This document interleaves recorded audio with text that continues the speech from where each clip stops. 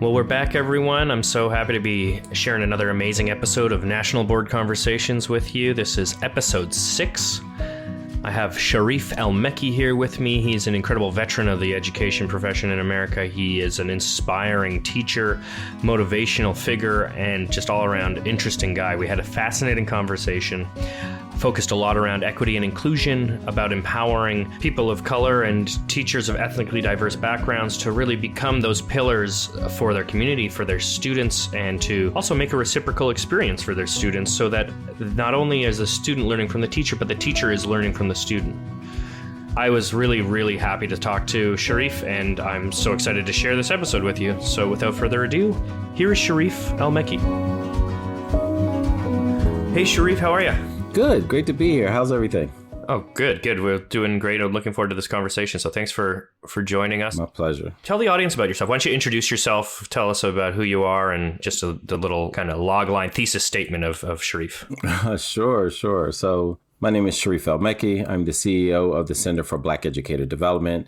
I was a teacher and principal for 26 years, all in 3 schools across West Philadelphia. And how did you get into teaching? What made you want to become a teacher? Yeah, I really think, as I reflect on my early years, several of my teachers, as well as my mother and cousins who were also educators, I think they planted the seeds young, even though it wasn't explicitly, discussed like, hey, you should consider becoming a teacher. Only person that did that was my martial arts teacher, who was actually my favorite black male educator. I was born to 2 parents who were activists. They were part of the Black Panther Party. And so we were raised in a household that really, supported us in looking at justice, looking at different perspectives and views of what the quality of life could be, what equity and justice could be.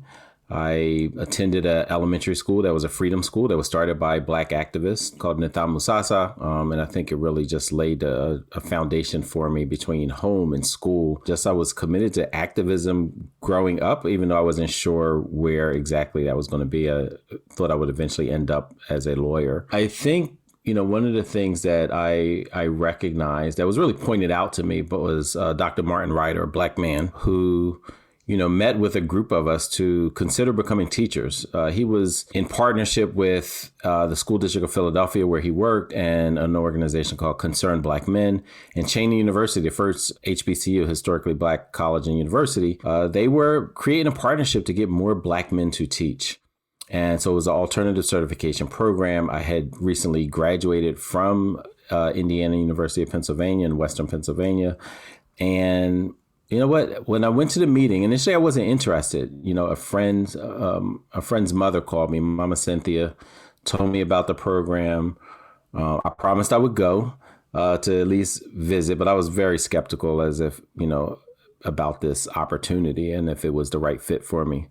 But going to the meeting, seeing all these brothers there, hearing Dr. Martin Ryder and some other educators, I was intrigued. Like, this might be what I was looking for my entire life, even though it was a very young life at the time, How now 27 years later, I am so grateful that Mama Cynthia called and Dr. Martin Ryder and the team that he'd worked with had this opportunity for brothers like me. Why is it important to empower Black men to teach? Why was Dr. Martin Ryder out there talking to you about this? Yeah, I think it's always been important for, Black men to participate in the education of our children. Black men do it informally in so many ways, coaching, mentoring, in the barbershop, whispering in the kid's ear, encouraging them, all of those spaces that you find Black people, you'll find Black men and women, but, we're talking about Black men right now who are mentoring, supporting Black children and each other. And so I think that often gets lost. The schools become a space where you don't find as many Black men, even though that their mentorship, their voice, their guidance, their experiences are so crucial, so important in a children's upbringing. But you often don't find them in schools. They're not encouraged to be in schools. When they're in schools, they are often looked at as disciplinarians and not true educators. And so I think it's really important for our students, particularly Black boys, to be able to engage and interact with Black leaders in schools that are, usually overwhelmingly filled and led by white women. And so I think across the United States of America, only 2% of public school teachers are Black men. So the lack of diversity overall, and particularly acutely for Black men, I think is a disservice to all children, including white children who need to see a diverse group of educators and leaders in their schools. Right. Yeah. So the need for proportionate representation is huge. Have you seen it changing over the years? Have you looking back on it, or what's your take on that? I think nationally, no. I think it's stuck. I think it'll need a massive intervention. And so I've seen, in Philadelphia, I remember a couple of years ago, while about 4% were Black men who were teachers in the city, the recent crop of new teachers in 2018, 7% of the new teachers were Black men. So they had almost doubled the incoming class, which is, just a positive trend, and we have to double down and build on that. Fortunately, our leadership at Pennsylvania Department of Ed that started with Secretary Pedro Rivera and now Dr. Noe Ortega was the Aspire to Educate program. This Aspiring to Educate initiative basically supports diversifying the teacher workforce, improving the teacher workforce, and there's a consortium of IHEs, nonprofits like myself, teacher certification programs, the school district, all working in unison to try to right the ship, to improve educational equity and justice by ensuring a more diverse teacher workforce. So I'm encouraged. This is still a long ways to go. There's not even a moment to celebrate any small wins, but I do think we should give a nod, a handshake, a high five, and a hug, and then get right back to work. What can teachers do to make sure that they are offering an equitable experience to their students, that they make their classroom an open space, that they're mindful of all their students, the communities and cultures that surround them? What kind of things can teachers be doing? It's hard to know, what they may not have thought of, but what I encourage people to do is, one, have a high level of cultural humility. Understanding that you are there as a learner as well, and that students have something to teach you, that you don't come in knowing everything about every child, that the best intervention you could have to accelerate student learning is strong relationships with parents, the respect of parents as partners in the work of educating their children. To develop relationships and trust with not only the students, but those who sent them to you, avoiding having a deficit lens about the communities that you're supposed to be serving, having high expectations for yourself and your students, but not just telling yourself, oh, I have high expectations. I know I do. Ask your students, seek their data, seek their feedback. So even if your school or your district doesn't do parental surveys or student surveys, as an educator, you should do that. You should do an equity audit in your own instruction. You should ask students of colors, how do you experience my classroom? How do you experience being a student? What does that look and feel like? Sometimes I know educators who followed their students' footsteps, for a day, literally pretending to be a student and following the class schedule. And unfortunately, several of the ones that I spoke to who did this type of equity audit were horrified, mortified about the experiences when sitting in the student's desk and experiencing it with students. That should never happen, right? And so those are the things that, we need to be open about, be humble and courageous about addressing, including if we find it in our own personal practices, right? So when we look in the mirror, we should be honest, because sure enough, when we're looking at our students, they'll know if we're not being honest. And we're gathered here today to talk about national board certification and the kind of pursuit of excellence in the field of education. You yourself don't have the certification, is that correct? No, I don't. That regrettably, I wish I did, and I think as a principal, it is something that I would find extremely valuable. I would, not only know with certainty that our students would benefit from having, just a school full of nationally board certified teachers, but also just the profession as a whole, both in a micro level within our school, as well as in our school system in the city, state, as well as country. And so I just applaud the work that the national board team does, on a daily, weekly, and yearly basis to, elevate the profession, to help teachers hone their craft, and to push for outcomes, right? Like at the end of the day, working in a school or being a student is all about, achievement. So we have to define achievement as how the educator, how the teacher is achieving, as well as how the student is achieving. So these outcomes are crucial. And it is organizations like National Board that are leading the way in this effort. As a principal, you must have had many teachers over the years into the different schools coming to you and telling you that they're considering pursuing the National Board certification.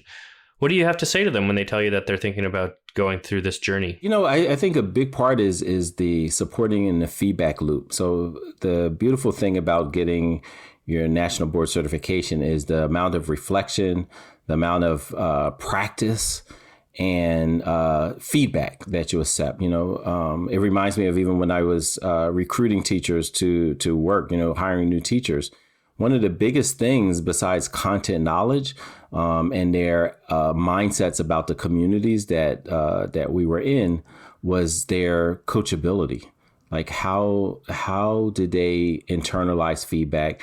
How did they synthesize it and use it? How did they view coaching and development, both from internally, from their own agency and self-efficacy, as well as their relationship with experts in the field? The better our teachers are, the better our principals are, the better our student outcomes will be.